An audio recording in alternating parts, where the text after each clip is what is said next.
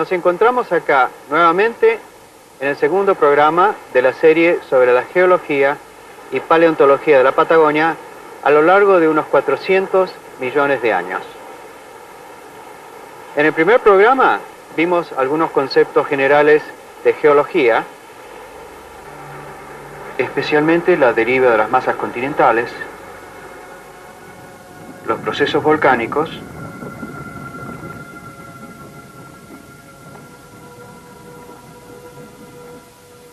y las transformaciones del aspecto de la Tierra a través de la erosión.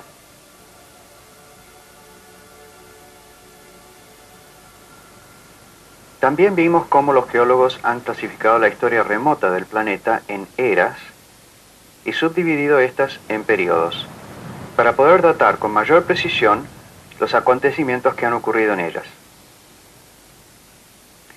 Durante la era precámbrica comenzó la vida con pequeños organismos unicelulares que se originaron en los mares y que se fueron haciendo organismos más complejos hasta eventualmente diferenciarse en dos grandes grupos, los animales y los vegetales.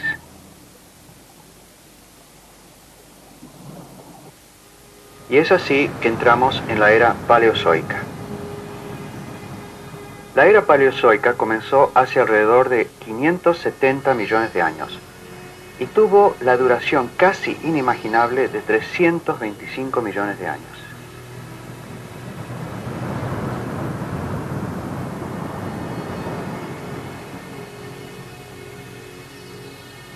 A principios de esta era, ya la atmósfera y las aguas marinas eran casi iguales como son en la actualidad, es decir, con un gran contenido de oxígeno. El incremento del nivel de oxígeno que se había ido produciendo durante el precámbrico llegó en el paleozoico más bajo a un nivel tal que produjo un incremento sustancial en el número de nutrientes en el agua de mar. Esta cantidad de nutrientes llevó a una proliferación de los organismos multicelulares, los cuales pudieron ahora, debido precisamente a esa cantidad de oxígeno a la que se había llegado, desarrollar conchillas que les servían de sostén y de protección.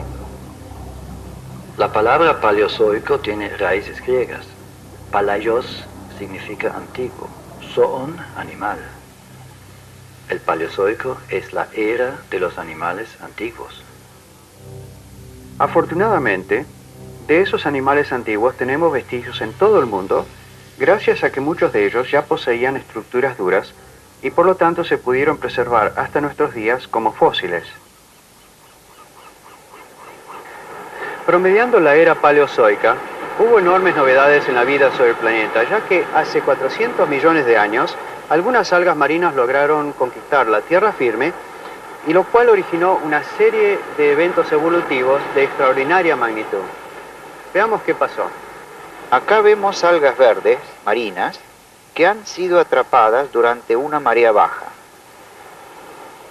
Si la marea baja demasiado, estas algas pueden quedar atrapadas en tierra firme. ¿Acaso habrá sido esta la forma en que las primitivas plantas terrestres dominaron estos ambientes a partir de las formas marinas, como estas, que hace más de 400 millones de años desarrollaron la capacidad de sostenerse fuera de las aguas y avanzar así sobre los ambientes costeros? Estas plantas a su vez atrajeron algunos peces que se alimentaban de ellas. La conquista del medio terrestre por parte de los vertebrados se desarrolló hace aproximadamente 350 millones de años. Efectivamente, hasta ese momento, todos los vertebrados eran peces, es decir, organismos acuáticos. Sin embargo, algunos peces óseos presentaban las preadaptaciones necesarias para la generación de vertebrados terrestres. Dos de las preadaptaciones más importantes fueron el desarrollo de pulmones que les permitían respirar oxígeno atmosférico y la presencia de miembros pares con una estructura esqueletaria y muscular robusta, lo cual les permitía desplazarse en la superficie terrestre desde una charca a la otra. Los fenómenos adaptativos que debieron superar esos peces fueron sensacionales y tuvieron fuertes modificaciones en toda su anatomía ósea y muscular. Sus aletas natatorias se convirtieron en extremidades. Fortaleció la totalidad de su esqueleto. Su abdomen se reforzó con fuertes costillas para no aplastarse por su mismo peso. Su piel desarrolló métodos para no resecarse con el aire. Su vista y oído se adaptaron al medio aéreo y la fisiología de su reproducción comenzó un largo camino de transformaciones que habilitó a los vertebrados para la conquista y colonización del medio terrestre. Los primeros vertebrados terrestres fueron los anfibios. Los anfibios más antiguos eran muy diferentes de sus parientes que sobreviven hoy en día, los anuros, las salamandras y los sápodos. Aquí tenemos un representante triásico de esos grupos arcaicos hallado fuera de Patagonia en territorio argentino. Pero todos los anfibios dependen en gran medida del agua para su reproducción, por lo que su conquista del medio terrestre nunca fue completa. A la reproducción de estos animales se la denomina externa, ya que la hembra expulsa los huevos de su vientre y el macho las fertiliza en el agua una vez que han sido eliminados del cuerpo de la madre. Para que algunos animales de estos huevos puedan llegar a adultos, es necesario que la hembra ponga miles de huevos, puesto que hay infinidad de posibilidades de que predadores los coman antes que nazca la prole, y aun cuando estos son muy pequeños. En términos evolutivos, cuando una especie sobrevive, se la considera exitosa. Mirándolo desde este punto de vista, los anfibios han sido extraordinariamente exitosos en todo el mundo, ya que han sobrevivido hasta el día de hoy. Pero desde otro punto de vista son limitados, pues aunque viven sobre la superficie terrestre, nacen y se reproducen en el agua. Es decir, que para sobrevivir necesitan tanto del agua como de la tierra firme.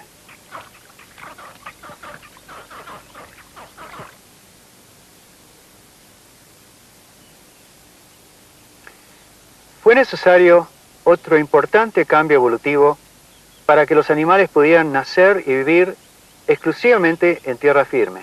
Y eso fue posible gracias a eso que un paleontólogo famoso ha denominado el gran invento de la naturaleza. Ese gran invento de la naturaleza es el huevo amniota. El huevo amniota significó justamente la adquisición de una serie de envolturas embrionarias que permitió que ese huevo se desarrollara fuera del agua. De tal manera que sí se inicia ya por primera vez la conquista del medio terrestre. Y eso es cumplido por los reptiles. La cáscara del huevo trajo aparejado otro cambio fundamental. La fecundación se tenía que hacer dentro del cuerpo materno, lo cual es realizado a través de los órganos sexuales. El número de huevos que debía poner la hembra del reptil era ya mucho menor que el de los anfibios, pues cada individuo tenía una mayor posibilidad de sobrevivir, por lo cual podemos decir que el sistema estaba mejorando considerablemente. Los reptiles inician así, entonces, la total conquista del medio terrestre, la independencia del medio acuático. Y a través de ellos inicia la gran explosión evolutiva de todos los vertebrados en el medio terrestre.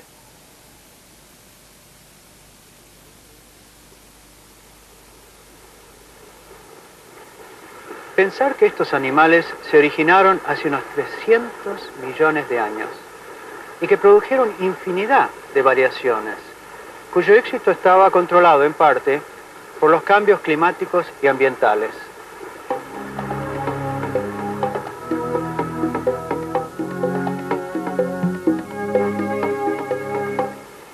Vengan conmigo ahora a la Patagonia para ver si encontramos vestigios de lo que estaba ocurriendo sobre nuestro planeta en esos remotísimos tiempos de la era paleozoica. Las primeras etapas de la historia de la Patagonia son difíciles de interpretar por la sucesiva serie de cambios posteriores que afectaron a la misma. Pero esto no es peculiar de la Patagonia, esto ocurre en todo el planeta. Sin embargo, los geólogos, a través del estudio de las rocas, observando sus características, pueden llegar a inferir y deducir el ambiente y los procesos que llevaron a su formación. Este sector de aquí que nosotros observamos en Pailemán estaba cubierto por volcanes de fuego, volcanes que arrojaban a la superficie rocas ígneas. Se podría decir que la Patagonia en aquel entonces era un infierno. Las rocas ígneas son aquellas derivadas de material fundido. Este material fundido puede quedar en el interior de la corteza terrestre o a través de fisuras llegar hacia la superficie de la misma. ¿Por qué ocurrían todas estas cosas? Bueno, estas rocas que ustedes ven ahí nos están mostrando de que la Patagonia en aquel entonces tenía un arco volcánico, tenía una intensa actividad que estaba asociada a un lento y paulatino movimiento hacia el norte como un bloque continental. Ahora sabemos que hará aproximadamente unos 400 millones de años una serie de masas continentales se habían unido en el hemisferio sur para constituir un gran supercontinente, el supercontinente de Gondwana. Una reciente hipótesis postula que, como una parte de ese gran rompecabezas, existían tres regiones, la península antártica, las Islas Malvinas y la misma Patagonia, como parte de un único continente. Ese continente, siguiendo rumbos desconocidos, comenzó a aproximarse hacia el Gondwana. Veamos cómo en Patagonia hay indicios irrefutables de este hecho.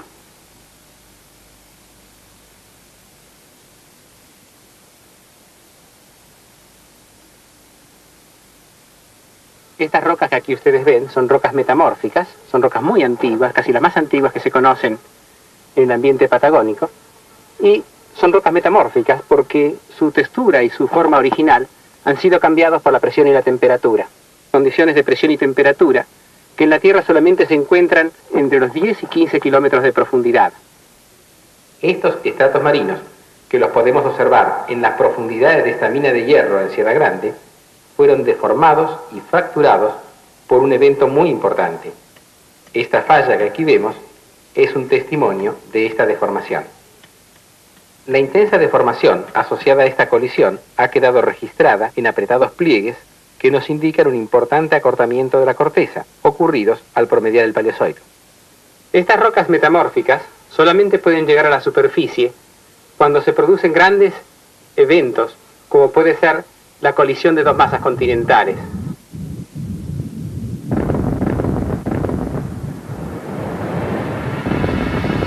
La antigüedad de estas rocas, que han ascendido de las profundidades del bloque continental, es lo que nos lleva a pensar que ese continente chocó en ese lugar con el sur del continente de Gondwana.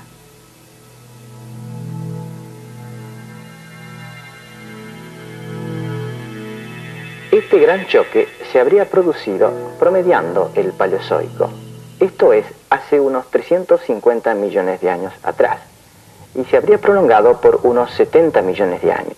Este choque entre la Patagonia y el continente de Gondwana produjo dos cosas muy importantes. Por un lado, plegó las formaciones de la Sierra La Ventana. Y por el otro, produjo el intenso plegamiento y la deformación que hoy vemos en la Sierra Grande. Entre estas dos cadenas montañosas hay hoy una gran depresión, que corresponde a la cuenca del río Colorado, que durante el Mesozoico y el Cenozoico se fue rellenando y por la que hoy surcan no solamente este río, sino también el río Negro. Esta cuenca sedimentaria se originó por extensión a lo largo de la antigua cicatriz o sutura que unía el Gondwana con la Patagonia. Pensemos que todo esto estaba ocurriendo hace más de 300 millones de años, en tiempos geológicos remotísimos en relación con nuestras vidas y experiencias. Hay que pensar también que la Patagonia en esos remotos tiempos no era como es en la actualidad, ya que, por ejemplo, la cordillera de los Andes aún no existía. Esta se formó muchos millones de años más tarde. La cordillera de los Andes actualmente tiene picos que exceden los 6.000 metros de altura y es una cadena relativamente joven que se formó en los últimos 15 millones de años. Las montañas que se formaron por la colisión de la Patagonia quizás no hayan sido tan altas. Pero con el correr de los millones y millones de años se fueron desmoronando, desgastando, erosionándose hasta quedar como es actualmente la Sierra La Ventana, muy gastada y de poca altura, ya que sus cerros más altos no pasan de los 1.500 metros sobre el nivel del mar. Pero veamos si existen claves en otras disciplinas que avalen, que refuercen la idea de la colisión de dos continentes. Esta teoría de un continente que se adosó al Gondwana durante el Paleozoico superior parece tener confirmación en ciertos datos paleontológicos, más precisamente paleobotánicos. En efecto, hace unos 300 millones de años aproximadamente, lo que es Patagonia fue enriqueciéndose con helechos arborescentes. Así se puede deducir que ese enriquecimiento se debió a la unión de esos dos continentes. El continente en el que venía Patagonia, que tenía una vegetación pobre, y Gondwana, que ya tenía una vegetación rica y variada. Restos fósiles de plantas de épocas tan remotas son difíciles de encontrar, pero en Patagonia hay lugares en que se han encontrado cosas muy interesantes. Recientemente se produjo un descubrimiento realmente sensacional. En capas de 300 millones de años de antigüedad aproximadamente, se descubrieron moldes de licofitas arborescentes que dada su proximidad nos llevó a interpretar a las mismas como integrantes de un antiguo bosque con individuos cuya talla pudo haber llegado hasta los 10 metros.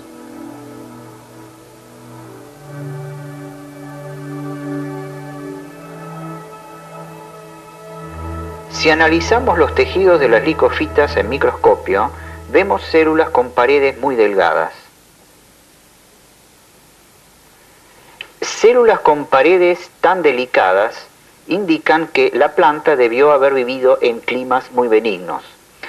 Es decir, que debió de estar en temperaturas superiores al punto de congelamiento. ¿Por qué?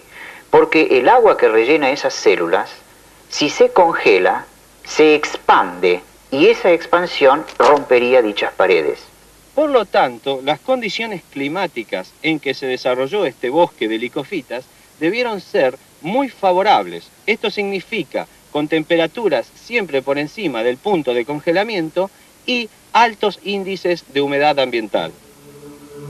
Mientras todas esas formas de vida se iban desarrollando sobre nuestro planeta, su fisonomía, su geografía, iba cambiando gradualmente gracias a los constantes movimientos de sus masas continentales. Esos movimientos nunca cesan y van reubicando las piezas de ese colosal rompecabezas sobre la superficie de nuestro planeta. Durante el Paleozoico, con el correr de los millones de años, varios continentes fueron uniéndose para formar un solo supercontinente que los integraba a todos. Este supercontinente lo llamaremos Pangea. Es una palabra griega en la que pan significa total y gea significa tierra. Este supercontinente, esta enorme masa continental, tuvo una gran estabilidad moviéndose como un todo respecto del eje de rotación terrestre. Cuando el Gondwana se unió con el resto de los continentes, se dieron las condiciones necesarias para un buen intercambio entre la vegetación ecuatorial con la que vivía más hacia el polo sur.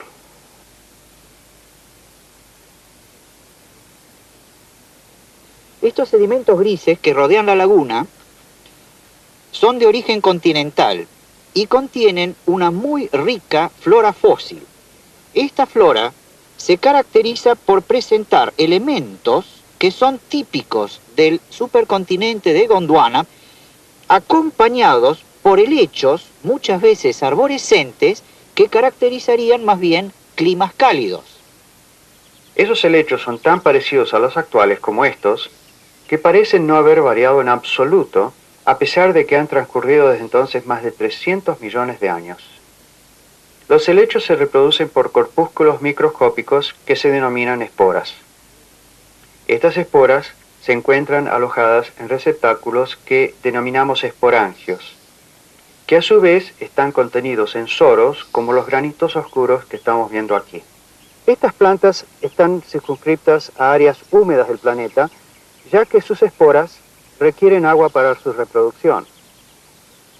Pero durante la era paleozoica, hubo plantas que comenzaron a utilizar otra estrategia de reproducción, esta vez con semillas. Las gimnospermas fueron una gran novedad en el reino vegetal, ya que desarrollaron una nueva estrategia de reproducción que les permitió una gran expansión de sus especies a nuevos nichos ecológicos, puesto que no requerían de humedad, como los helechos, para su reproducción. De este modo se pudieron expandir a los más diversos nichos ecológicos, desde regiones cálidas a las más frías, y a zonas de alta montaña como este espeso bosque de pinos. Veamos cómo ocurrió la transformación de los helechos hacia las gimnospermas. ¿Recuerdan ustedes los helechos que tenían esporas en receptáculos llamados esporangios? Estos esporangios, con el correr de millones de años, fueron transformándose, fueron evolucionando, protegiéndose con nuevas capas para formar lo que denominamos óvulos. Estos óvulos eran fecundados por microesporas que dentro de las gimnospermas ya las llamamos granos de polen. Al ser fecundados, los óvulos producían semillas. Esas semillas, al caer en tierra, a su vez producían nuevos individuos. Así fueron evolucionando las plantas hacia formas de reproducción más eficaces con semillas, producto de infinitos cambios a lo largo de millones y millones de años. Por su lado, las faunas del Paleozoico también estaban sufriendo grandes cambios. Los vertebrados continentales del Paleozoico se caracterizaron por tener dos linajes muy distintos que habrían de tener una gran incidencia sobre el desarrollo futuro de los vertebrados. Uno de esos grupos fueron los sinápsidos, que produjeron una gran variedad de formas, y la evolución de estos linajes los llevó nada menos que a originar a los primeros y diminutos mamíferos del Triásico superior, que habrían de engendrar toda la variada fauna de mamíferos de épocas posteriores. Se llaman mamíferos a aquellos animales que dan de mamar leche materna a sus proles, y que además poseen por un lado sangre caliente, y por el otro pelos que les ayudan a mantener una temperatura constante del cuerpo. Otra característica de la mayoría de los mamíferos es que el huevo fecundado se desarrolla mejor protegido en una bolsa, la placenta, dentro del cuerpo materno. Esta protección permite que se engendre poca cantidad de hijos, pero esos hijos tienen mayores probabilidades de sobrevivir y de llegar a adultos. Los reptiles, por su lado, se desarrollan dentro de huevos que la madre expulsa de su cuerpo una vez fecundados. Sus proles deben madurar dentro de esos huevos expuestos a los peligros de predadores y de las inclemencias del tiempo. Los reptiles tienen sangre fría y por lo tanto adquieren su mayor actividad durante el día cuando los rayos solares los calientan, como pueden ver en este curioso lagarto australiano. Los reptiles de la era paleozoica estaban en plena evolución, desarrollando una gran diversidad de formas. Una rama de aquellos reptiles, los lepidosaurios, tuvieron un desarrollo evolutivo muy eficaz en sus extremidades y esto les dio la capacidad de un desplazamiento mucho más veloz.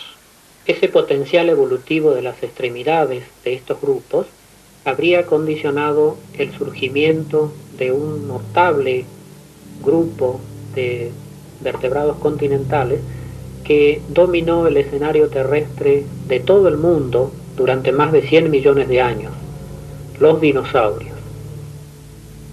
Los dinosaurios habrían de aparecer en escena a comienzos de la era siguiente, la era mesozoica. Pero aún estamos en la era paleozoica, aunque ya llegando a su fin. El límite entre las dos eras está marcado por una extinción masiva de faunas y floras, una de las extinciones más dramáticas a todo lo largo del tiempo geológico, ya que se estima que desaparecieron más del 90% de las especies marinas.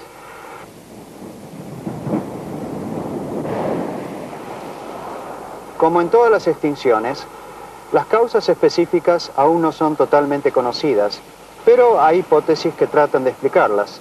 Una de ellas, por ejemplo, en este caso, fue la rápida salinización de las aguas marinas que se dio en ese periodo de tiempo.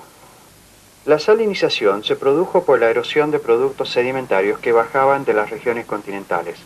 y las faunas marinas que no se pudieron adaptar a ese alto contenido de sal se extinguieron. Al mismo tiempo, debido a la formación del supercontinente Pangea, se redujo drásticamente la extensión de las plataformas costeras y con ello las superficies habitables de muchos grupos de organismos. Estas son algunas de las razones por las cuales los geólogos han coincidido en que 245 millones de años atrás marca el fin de la era paleozoica y el comienzo de la era mesozoica.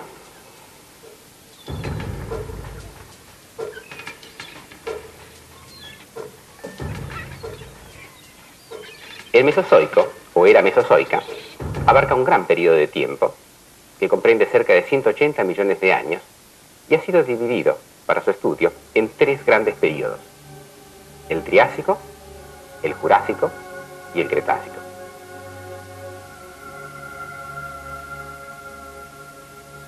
El Triásico es un periodo que se inició hace 245 millones de años y marca en especial una época de gran estabilidad dentro de la corteza terrestre. Los geólogos dicen que el Triásico fue un periodo geocrático. Esta palabra tiene raíces griegas. Geo es tierra y crateo es dominar. Quiere decir, durante el Triásico prevalecieron las áreas terrestres sobre las marinas, al contrario con lo que ocurrió durante la era paleozoica, cuando predominaron ampliamente los mares. El término geocrático que utilizamos para definir al Triásico hace referencia a que en este periodo dominaron en todo el mundo los sedimentos y depósitos continentales. Esto no significa que hubiera mayores masas continentales, ni que la Tierra se agrandara.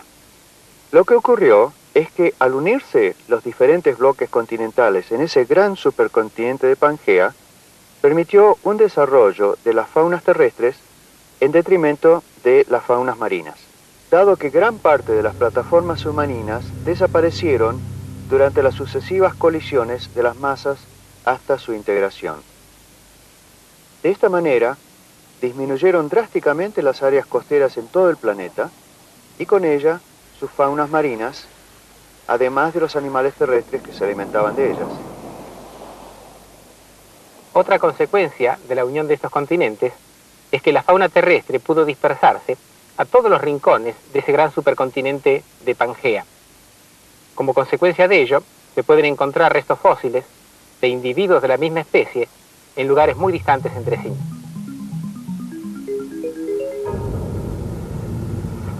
Durante el período Triásico, el sistema circulatorio del único océano que había, el Océano Pacífico, era relativamente simple. Hubo una gran célula de circulación oceánica en el hemisferio norte y otra de una magnitud similar al sur del Ecuador. Y las aguas templadas de las áreas tropicales pudieron llegar hasta altas latitudes en esos tiempos remotos. Si las masas de agua se mantienen en movimiento, circulando libremente alrededor del planeta, tienden a uniformar sus temperaturas. Por lo tanto, no hubo grandes diferencias de temperatura entre las zonas polares y las zonas ecuatoriales a todo lo largo de la era mesozoica. Y no se formaron grandes masas de hielo como los que existen actualmente sobre los polos. Ese hecho está confirmado por el descubrimiento de restos fósiles de plantas subtropicales y de huesos de animales gigantescos, animales herbívoros de zonas cálidas, que habitaron durante la era mesozoica lo que es hoy el continente antártico. Es decir, que mientras existió el supercontinente Pangea y un solo océano bañaba sus costas, las temperaturas en todo el planeta fueron uniformemente cálidas. Y esto es porque los rayos solares tienden a calentar con mucha más eficacia las aguas del mar que la superficie terrestre. Esta situación es muy importante para la economía calórica del planeta Tierra. La energía solar que llega a la superficie de las aguas oceánicas es transportada mediante el mecanismo de convección a las profundidades oceánicas y así se produce un calentamiento paulatino. Y este balance positivo no se prolonga solamente durante el periodo Triásico, sino casi durante todo el Mesozoico, lo cual le da a esta era mucho de su idiosincrasia. Imaginemos entonces vastas regiones de clima cálido, bastante uniformes sobre gran parte del continente Pangea, con abundantes lluvias y tupida vegetación, una vegetación que pudo sustentar una gran y variada vida animal, y como veremos, incluyendo algunos animales de porte gigantesco. Las comunidades vegetales del Triásico de Patagonia cambian drásticamente con respecto a aquellas del Paleozoico superior. Una nueva asociación florística domina esta área.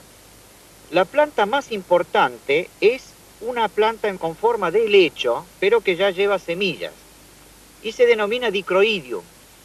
Dicroidium pertenece a un grupo de gimnospermas sumamente primitivas que combina una serie de características como la presencia de óvulos con hojas sumamente divididas, semejantes a las que presentan muchos helechos.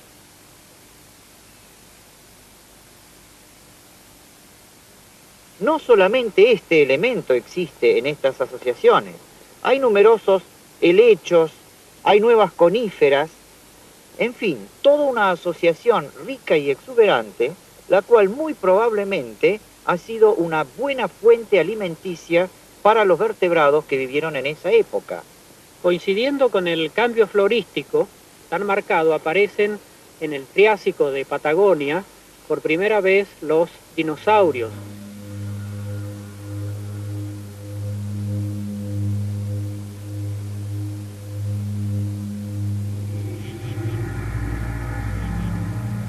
La palabra dinosaurio tiene raíces griegas, en que dino significa terrible y saurio, lagarto, es decir, lagarto terrible, aunque el vocablo saurio se aplica a los reptiles en general. El gran grupo de los dinosaurios logró dominar los diversos escenarios terrestres, produciendo una variedad de tipos adaptativos, generalmente caracterizados por formas grandes y gigantes, aunque los había también de tallas medianas y pequeñas. En esta región de Patagonia se han encontrado numerosos prosaurópodos, que son los dinosaurios más primitivos, pero tenemos que ir hacia el norte del país para conocer un poco mejor su historia anterior. Aquí estamos ante afloramientos de la formación Ischigualasto, con una antigüedad de aproximadamente 216 millones de años, y que, como ustedes ven, muestra los efectos de una fuerte erosión.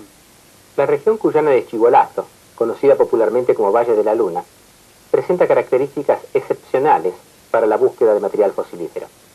Ischigualasto es una cuenca sedimentaria donde a lo largo de varios millones de años se fueron depositando sedimentos y grandes cantidades de cenizas volcánicas producidas por la actividad volcánica aledaña. Esto fue enterrando restos de animales que vivían en esa época y se dieron así las condiciones que permitieron la mineralización de sus huesos, su petrificación. Una buena proporción de los sedimentos de la formación Ischigualasto tienen evidencias de tobas, o sea, esos sedimentos que se producen a partir de la lluvia de cenizas volcánicas y que son retransportadas por las aguas. La particularidad que tiene Ischigualasto es que movimientos tectónicos posteriores levantaron la corteza terrestre. Estos quedaron inclinados con respecto al horizonte. A lo largo de decenas de millones de años, estas formaciones se fueron desgastando, erosionando, dejando al descubierto extensas superficies que pertenecen al Mesozoico temprano y que gracias a la extrema aridez de la región nos permite encontrar en ellas fósiles de una fauna que habitó allí en aquellos remotos tiempos. Ese proceso erosivo tan marcado que vemos favorece mucho la búsqueda de fósiles, y es así que en los años en que se ha trabajado en esta localidad se ha logrado reunir una enorme cantidad de materiales muy significativos. En Ischigualasto se encontraron muchísimas faunas del Triásico, pero entre ellos se destacan los tecodontes. Los tecodontes fueron en general animales pequeños, ya que este es el tamaño natural, y fueron animales carnívoros que dieron origen, o son los antecesores, de varias estirpes interesantes, entre ellos los cocodrilos. También fueron los antecesores de los reptiles voladores, los pterosaurios. Y finalmente, son los antecesores de los dinosaurios. Este es uno de los más antiguos dinosaurios que se conoce, es de la formación Ischigualasto, y se caracteriza por la verticalidad de las extremidades posteriores y por el tipo de pelvis que posee, porque como en el resto de los dinosaurios, el acetábulo es perforado hacia la parte interior.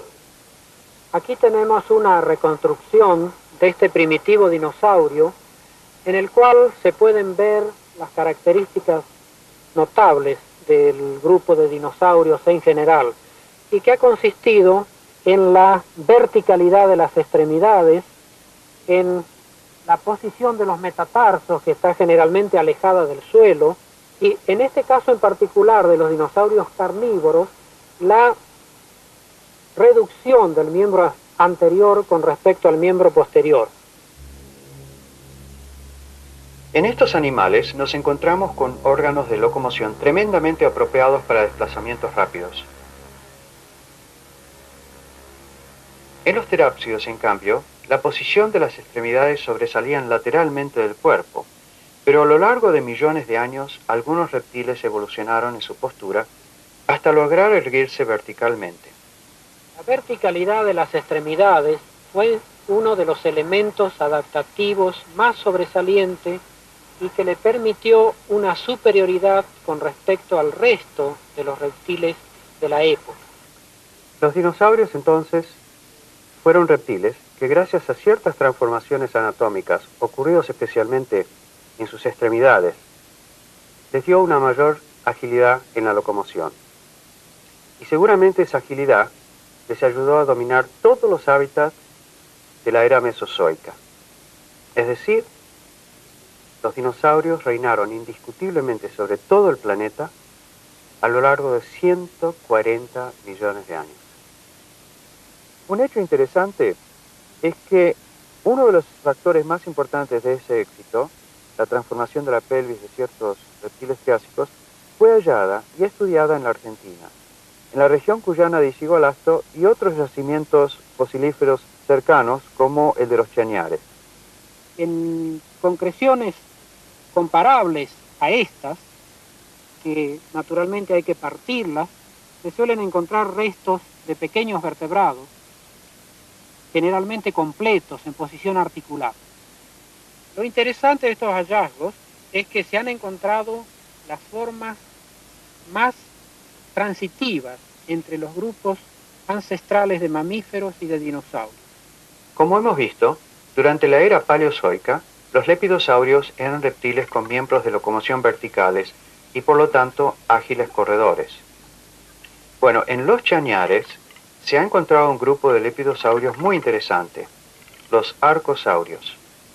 Los arcosaurios se caracterizaron por la especialización que generalmente desarrollaron en sus extremidades, que se han alargado mucho, asociado a una pelvis todavía relativamente primitiva, pero nos indica una locomoción muy avanzada.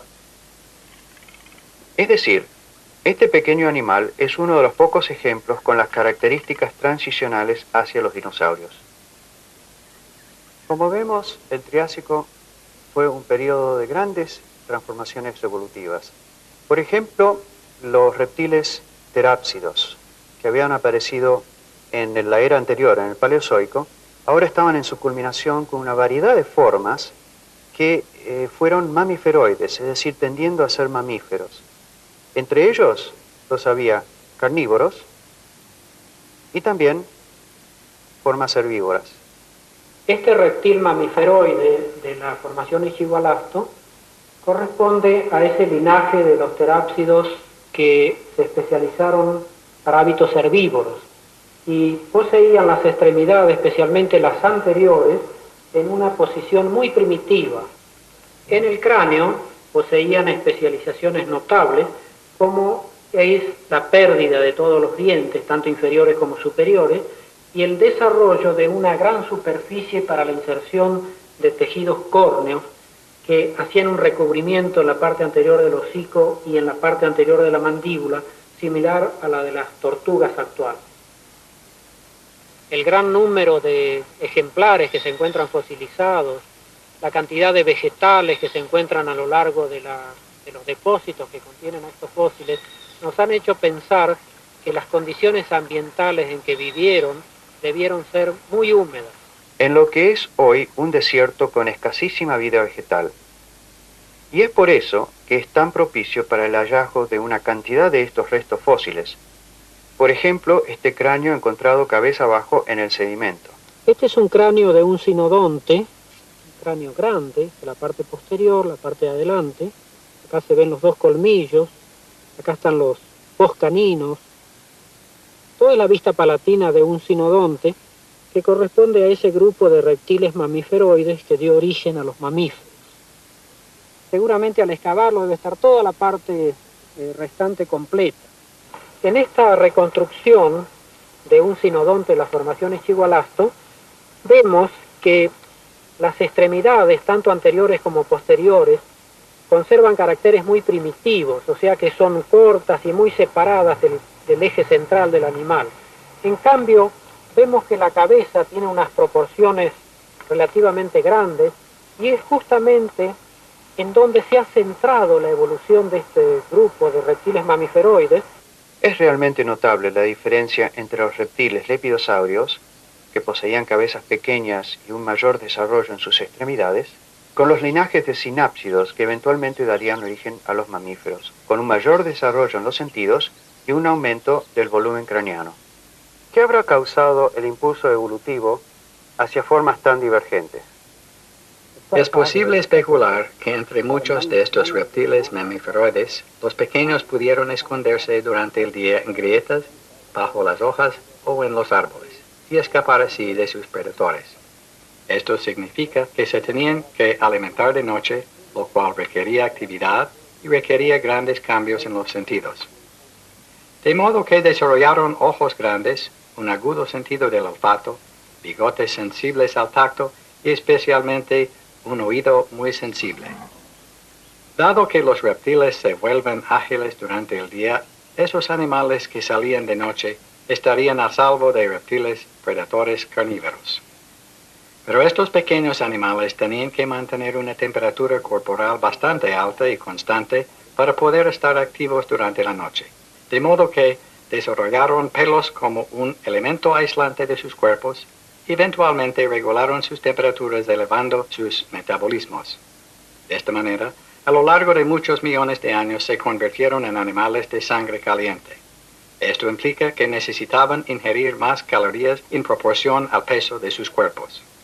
De esta manera, gradualmente, con el paso de los millones de años, se pudieron independizar más de los ambientes y de los climas. Esa podía haber sido una sucesión de factores evolutivos que dio origen a los mamíferos. Pero dejemos por ahora a los mamíferos y centremos nuestra atención sobre los dinosaurios, que fueron sin duda los animales que dominaron toda la era mesozoica. Recordemos que entre los dinosaurios había dos grandes linajes. Por un lado estaban los carnívoros, animales ágiles, bípedos, es decir, que se movilizaban sobre sus extremidades posteriores, y muy ágiles, que les facilitaba conseguir la presa. Y por otro lado, hubo también dinosaurios herbívoros, es decir, aquellos que se alimentaban exclusivamente de vegetales. Y aunque entre ellos había bípedos, una gran cantidad que se comenzaron a perfilar con tallas gigantescas fueron cuadrúpedos. Y que se caracterizaron por mantener también la extremidad posterior bastante más desarrollada, más larga que la extremidad anterior. Estos dinosaurios fueron fundamentalmente herbívoros y los más primitivos de ellos se los conoce como prosaurópodos. en 1976 se hizo un hallazgo espectacular en estos afloramientos de la laguna del Tranquilo. Se encontraron en una concreción despedazada por la erosión los restos de 11 pichones de dinosaurios que por primera vez nos revelan cómo eran las etapas iniciales de crecimiento de estos grandes animales. Fueron encontrados en un nódulo que destrozado cubría una superficie de unos 2 metros cuadrados y en fragmentos así como este, que luego se prepararon en laboratorio, recién nos dimos cuenta que se trataba del hallazgo de una serie de pichones asociados a 2 huevos y que nos dan por primera vez información sobre el crecimiento diferencial de las distintas partes del esqueleto de estos primitivos dinosaurios.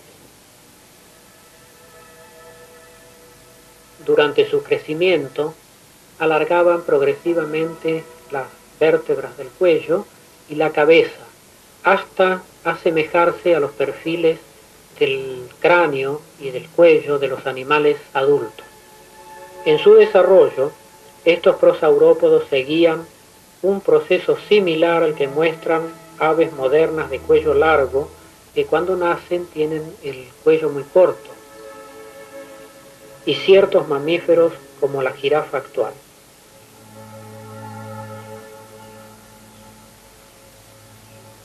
Es evidente que esta especie construía una forma de nidos, tal vez comparable al de algunas aves terrestres como el avestruz o el ñandú sudamericano.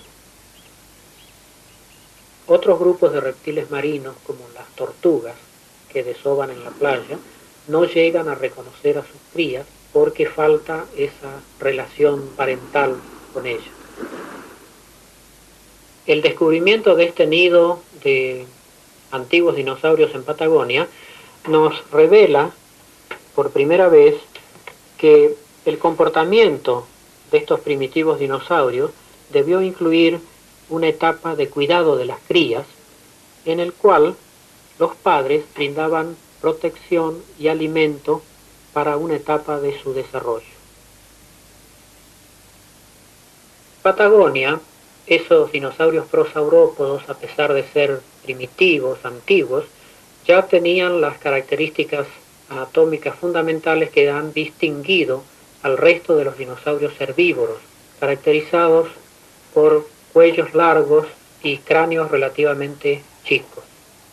Estos dinosaurios prosaurópodos que se encuentran acá en gran número han sido registrados en diversos continentes, en China, en Europa, en América del Norte, y demuestran la existencia de una distribución pangeica para estos prosaurópodos. Para visualizar esto mejor, hagamos de cuenta que volvemos unos 200 millones de años atrás.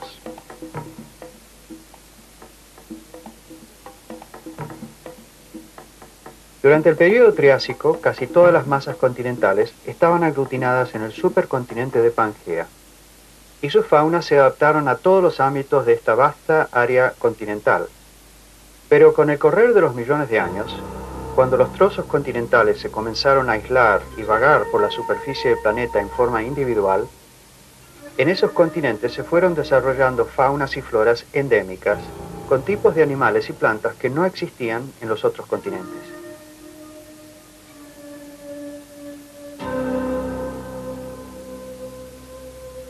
Y bien, a lo largo de este programa hemos visto cómo durante la era paleozoica los vertebrados conquistaron la tierra firme. Se formó un gran supercontinente que aglutinó todas las masas continentales del globo.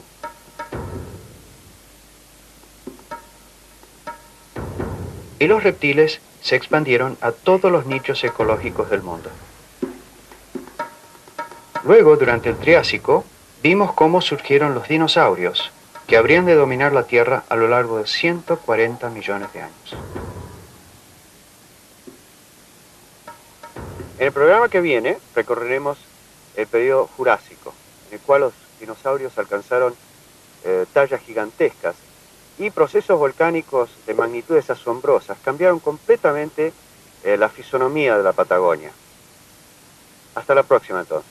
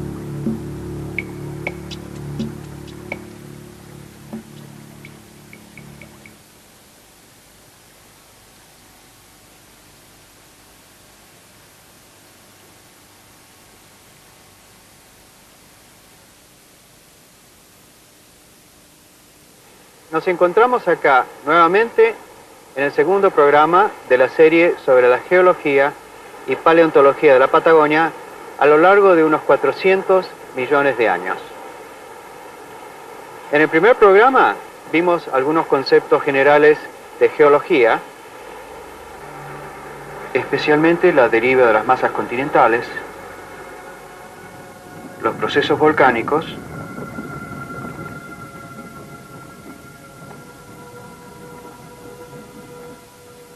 y las transformaciones del aspecto de la Tierra a través de la erosión.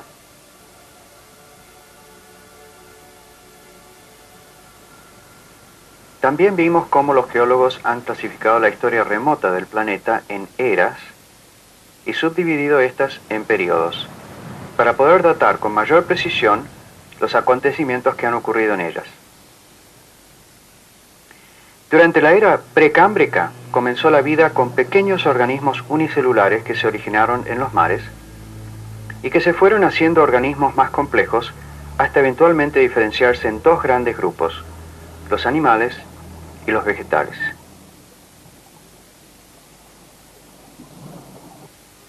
Y es así que entramos en la era paleozoica. La era paleozoica comenzó hace alrededor de 570 millones de años y tuvo la duración casi inimaginable de 325 millones de años.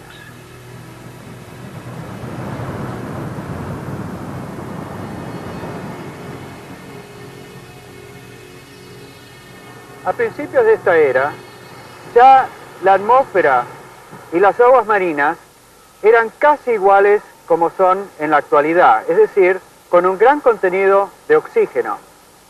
El incremento del nivel de oxígeno que se había ido produciendo durante el precámbrico llegó en el Paleozoico más bajo a un nivel tal que produjo un incremento sustancial en el número de nutrientes en el agua de mar. Esta cantidad de nutrientes llevó a una proliferación de los organismos multicelulares. Su reproducción, por lo que su conquista del medio terrestre nunca fue completa. A la reproducción de estos animales se la denomina externa, ya que la hembra expulsa los huevos de su vientre y el macho las fertiliza en el agua una vez que han sido eliminados del cuerpo de la madre. Para que algunos animales de estos huevos puedan llegar a adultos, es necesario que la hembra ponga miles de huevos, puesto que hay infinidad de posibilidades de que predadores los coman antes que nazca la prole, y aun cuando estos son muy pequeños. En términos evolutivos, cuando una especie sobrevive, se la considera exitosa. Mirándolo desde este punto de vista, los anfibios han sido extraordinariamente exitosos en todo el mundo, ya que han sobrevivido hasta el día de hoy. Pero desde otro punto de vista son limitados, pues aunque viven sobre la superficie terrestre, nacen y se reproducen en el agua. Es decir, que para sobrevivir necesitan tanto del agua como de la tierra firme.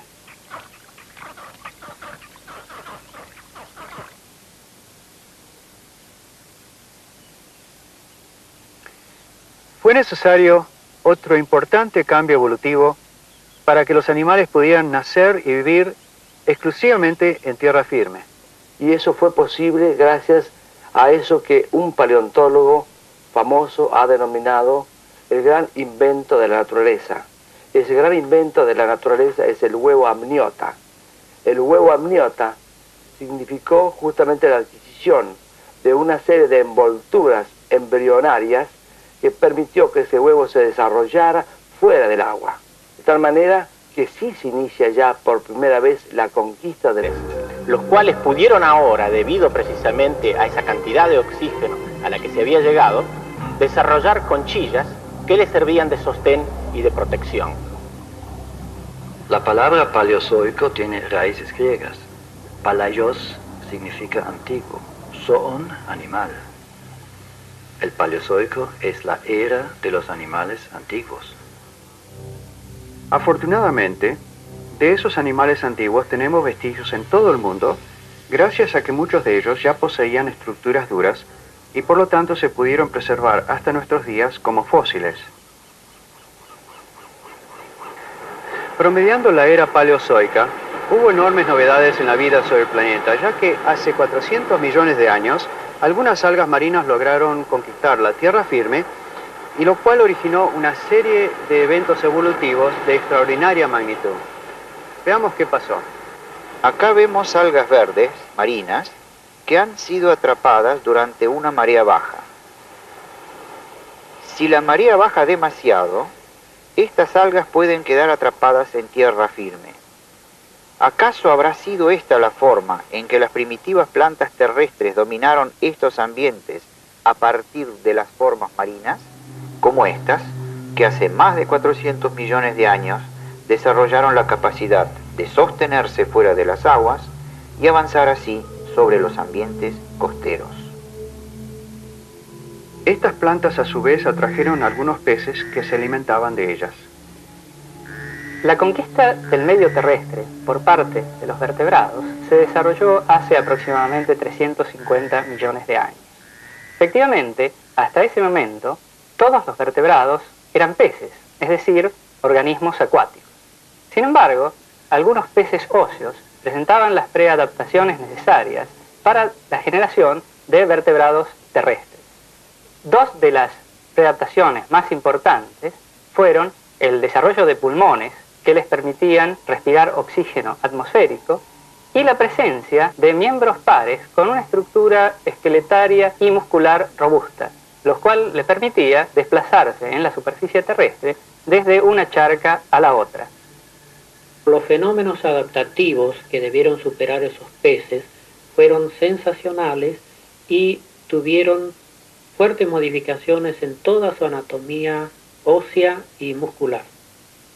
Sus aletas natatorias se convirtieron en extremidades, fortaleció la totalidad de su esqueleto, su abdomen se reforzó con fuertes costillas para no aplastarse por su mismo peso, su piel desarrolló métodos para no resecarse con el aire, su vista y oído se adaptaron al medio aéreo y la fisiología de su reproducción comenzó un largo camino de transformaciones que habilitó a los vertebrados para la conquista y colonización del medio terrestre.